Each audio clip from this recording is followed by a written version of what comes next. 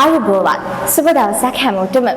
ඉතින් ඔයාලා දෙකතු වෙලා ඉන්නේ අපේ ශ්‍රී බෝධිරාජ ධර්ම විද්‍යාලයේ මාධ්‍ය ඒකකයේ ප්‍රථම ඩිජිටල් කටිකා වැඩසටහන් මාලාව වන අපේ දම්පියස වැඩසටහනත් සමගින්.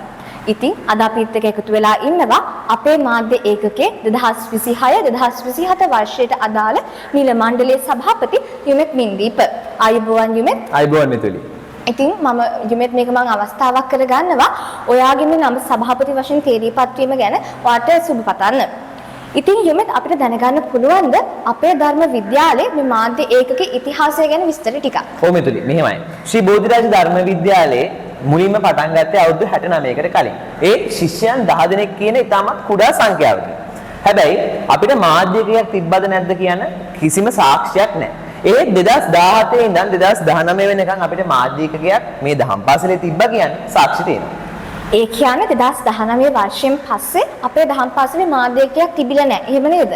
එහෙම තමයි. මොකද හේතුව උනේ කොරෝනා වසංගතයේ සහ අනිත් රටෙහි තිබ්බ විවසනකාරී තත්ත්වයත් එක්ක ධර්ම විද්‍යාලයේ වැඩ කටයුතු පවත්වන්නට බැරි වුණා. ඒත් එක්කම මාධ්‍ය ඒකකයේත් අපිට කරගන්නට බැරි වුණා. ඒ නිසාම තමයි අපිට ඒක පවත්වන්නට බැරි වුණේ.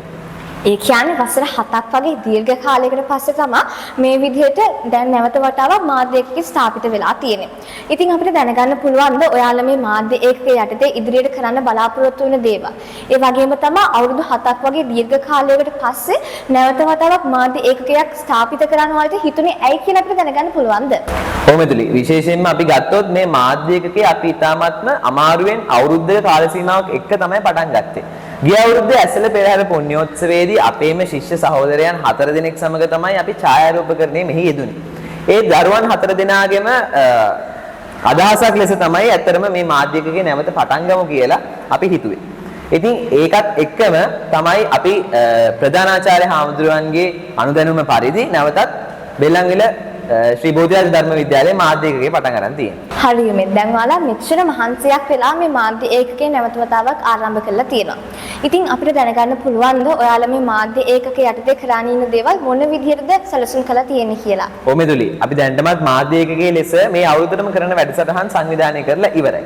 ඒ ප්‍රථම වශයෙන් ජූනි 29 තියෙන අපේ ශ්‍රී බෝධිරාජ බෙල්ලන්විල දහම් පාසලේ බැතිගී සරණියේ මුළු මාධ්‍ය ආවරණයම අපි දෙන්නට සූදානම් වෙලා තිනවා. ඒත් එක්කම ජූලි මාසයේ මැද භාගයේ වෙද්දී ත්‍යාග ප්‍රදාන උත්සවය පවත්වනවා. මෙහි මාධ්‍ය ආවරණයේ සමගින්ම ඉදිරියට පැමිණෙන ඇසළ පෙරහැර පුණ්‍යෝත්සවයේ මාධ්‍ය ආවරණයද ලබා දෙන්නට අපි සැලසුම් යොදලා තියෙනවා.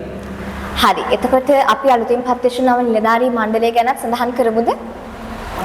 ඔව් මෙතුලි නව නිල මණ්ඩලයේ සභාපති වශයෙන් මමත් උපසභාපතිවරුන් වශයෙන් මොවිදු මින්සර සහ චන්මිත ගුණවර්ධනත් ලේකම් වශයෙන් නෙතුකි ලිනාරාත් භාණ්ඩාගාරික වශයෙන් සත්සර මනුෂ්‍යත් පත් වෙලා තිනවා. ඒත් එක්කම මාධ්‍ය ඒකකයේ ගුරු බවතුන් ලෙස යොමාල් මාලිත ගුරු පියාණන් සහ ශමිල් සමරසිංහ ගුරු පියාණන් පත් වෙලා තියෙනවා. ඉතින් අපි මේ එළඹෙන්නේ මේ වැඩසටහනේ අවසානයේටයි. ඉතින් යුමෙත් ඔයාලා මේ මාධ්‍ය ඒකකයේ යටතේ මේ අවුරුද්ද පුරාවටම කරන්න ඉන්න දේවල් හරිම ලස්සනට සැලසුම් කරලා තියෙනවා. ඉතින් ඔයාලේ සැලසුම් කරලා තියෙන දේවල් ඒ විදිහටම කරන්න හැකියාව ලැබෙන්න කියලා මම ප්‍රාර්ථනා කරනවා. ඉතින් යුමෙත් අපිත් එක්ක දෙක තුනකට බොහොමත්ම ස්තුතියි. ඔබෙන් සමුගන්න අපිට අවසරයි. මම මෙතුලි බණ්ඩාරනායක ස්තුතියි.